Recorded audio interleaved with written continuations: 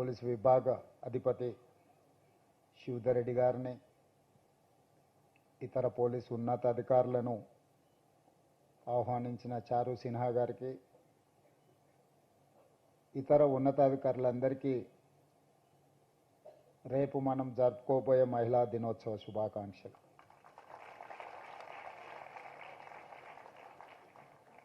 అంతర్జాతీయ మహిళా దినోత్సవ కార్యక్రమాన్ని జరుపుకోవడం ద్వారా మన బాధ్యత తీరిపోయింది.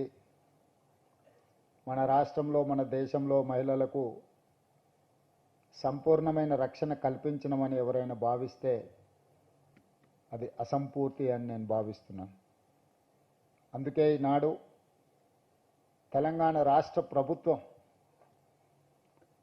ఒక మహిళ నాయకత్వం వహించిన పార్టీ నుంచి ఏర్పడ్డది. తెలంగాణ ఏర్పాటు బిల్లును ఇంకొక మహిళా లోక్సభ స్పీకర్గా బాధ్యత నిర్వహించి ఈ రాష్ట్రాన్ని ఏర్పాటు చేయడం జరిగింది. ఈ దేశానికి రాష్ట్రపతిగా, ఈ దేశానికి ప్రధానమంత్రిగా, ఈ దేశంలో లోక్సభ స్పీకర్గా,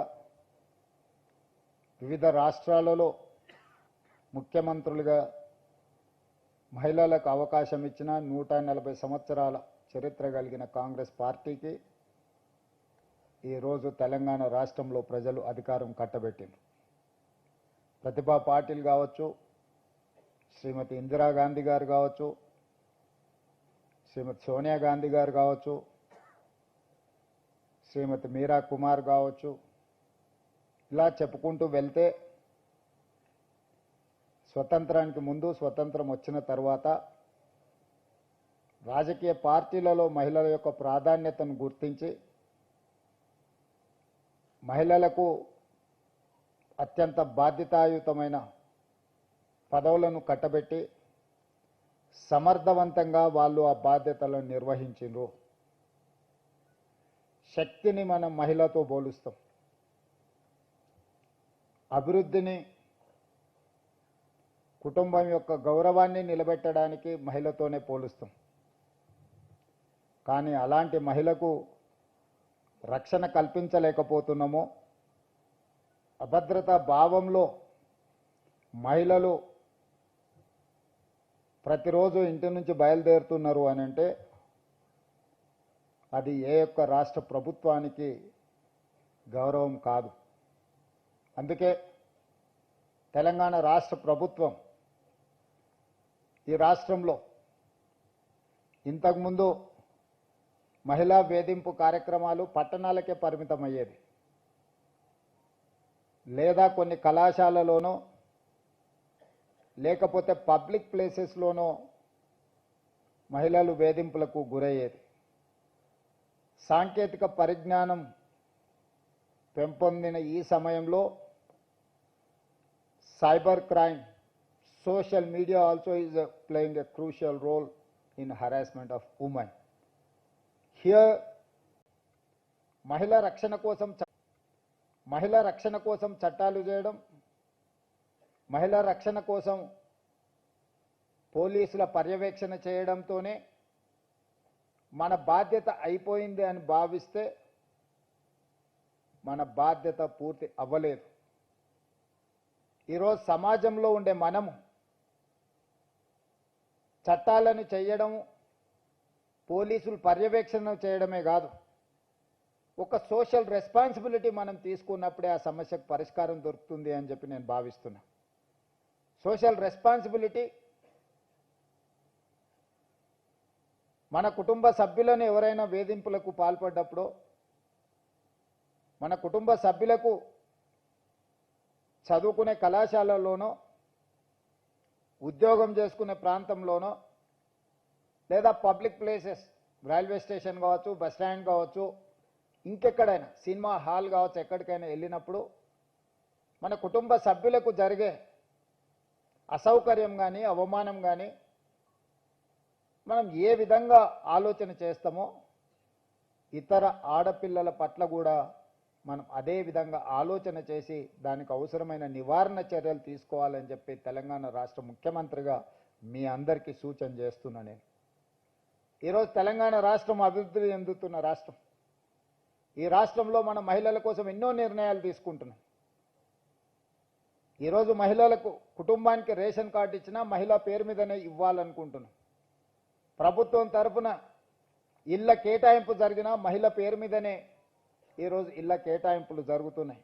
ఈరోజు చాలా పథకాలకు మహిళా పేరు మీదనే స్వయం సహాయక సంఘాలు 65 లక్షల మంది సభ్యులు తెలంగాణ రాష్ట్రంలో ఉంటే వాళ్ళకి ఫైనాన్షియల్ అసిస్టెన్స్ కింద 27,000 crores లాస్ట్ ఇయర్ మనం ఆర్థికంగా వాళ్ళు నిలబడాలి, ఆర్థికంగా వాళ్ళు నిలబడ్డప్పుడు ఈ సమాజంలో వాళ్ళకి గౌరవం దక్కుతుంది అని చెప్పి ఈరోజు మహిళా శక్తిని మనం ప్రోత్సహిస్తున్నాం. ఈరోజు హైటెక్ సిటీ అంటే మైక్రోసాఫ్ట్, ఇన్ఫోసిస్ లేదా విప్రో లాంటి ఐటీ కంపెనీలే కాదు, ఆ పక్కనే ఇందిరా మహిళా శక్తి స్టాల్స్ అని చెప్పి మహిళలకు ప్రపంచ స్థాయిలో వాళ్ళు ఉత్పత్తి చేసే వస్తువులను ప్రదర్శించడానికి 3 ఎకరాల స్థలాన్ని 100 కోట్ల రూపాయలు విలువ చేసే వసతులను అక్కడ తెలంగాణ రాష్ట్ర ప్రభుత్వం ఏర్పాటు చేసింది. ఈరోజు గ్రామీణ ప్రాంతాలలో ఉండే తెలంగాణ మహిళలు తయారు చేసే ఉత్పత్తి చేసే వస్తువులను అమెజాన్ ప్లాట్ఫామ్ మీద రాష్ట్ర ప్రభుత్వం ఒప్పందం చేసి వాళ్ళు ఉత్పత్తి చేస్తున్న వస్తువులను ప్రపంచ స్థాయిలో ఈరోజు మార్కెటింగ్ చేసుకోవడానికి అమెజాన్తో తెలంగాణ రాష్ట్ర ప్రభుత్వం ఒప్పందం చేసింది. సోలార్ బిజినెస్ అంటే మనమందరం అదానీ అంబానీలే అనుకుంటున్నాం.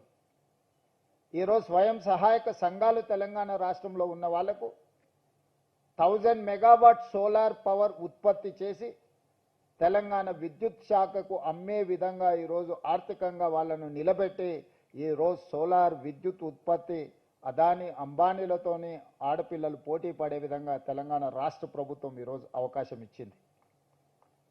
అదేవిధంగా తెలంగాణ రాష్ట్రంలో ఆర్టీసీ బస్సుల్లో మహిళలకు ఉచిత ప్రయాణం ఏర్పాటు చేస్తే చాలామంది మహిళలు బస్సుల్లో ఉచిత ప్రయాణం మాత్రమే చేయగలరని భావిస్తున్నారు.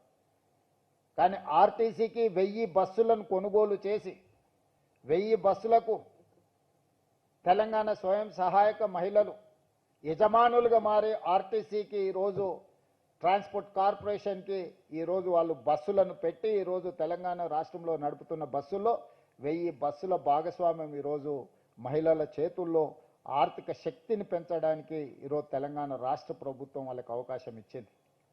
ఇదే కాదు, తెలంగాణ రాష్ట్ర ప్రభుత్వం వివిధ జిల్లాలలో ప్రభుత్వ స్థలాలను కేటాయించి పెట్రోల్ బంకులు నడపడానికి ఈరోజు ఆడపిల్లలకే స్వయంగా పెట్రోల్ బంక్స్ నిర్వహించడానికి ఈరోజు మహిళా శక్తి ఈరోజు మనం ప్రోత్సహిస్తున్నాం.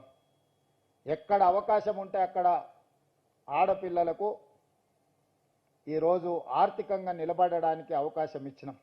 అదే కాదు, దేశంలోనే మొట్టమొదటిసారి మహిళా యూనివర్సిటీకి వీరనారి చాకలి ఐలమ్మ స్ఫూర్తిని పోరాట స్ఫూర్తితో ఈరోజు మహిళా యూనివర్సిటీకి వీరనారి చాకలి ఐలమ్మ పేరు ఈరోజు మనం పెట్టుకోవడం జరిగింది.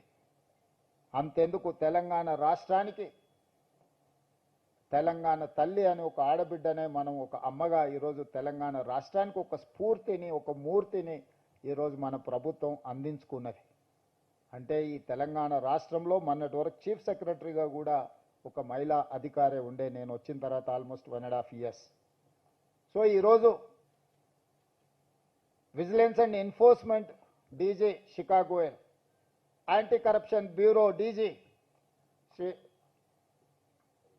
చారు సిన్హా గారు వివిధ శాఖలకి ఈరోజు పోలీస్ డిపార్ట్మెంట్లో అత్యంత కీలకమైన శాఖలు మహిళా అధికారులే. Education secretary, principal secretary Yogita Rana, municipal principal secretary T Sridevi, ఈరోజు కీలకమైన శాఖలన్నిటిని కూడా చాలా జిల్లాలకు ఎస్పీలుగా, చాలా జిల్లాలకు కలెక్టర్స్గా, ఇంక్లూడింగ్ హైదరాబాద్ కలెక్టర్ మహిళల చేతుల్లో ఈరోజు ఈ ప్రభుత్వం అధికారాన్ని అందించింది.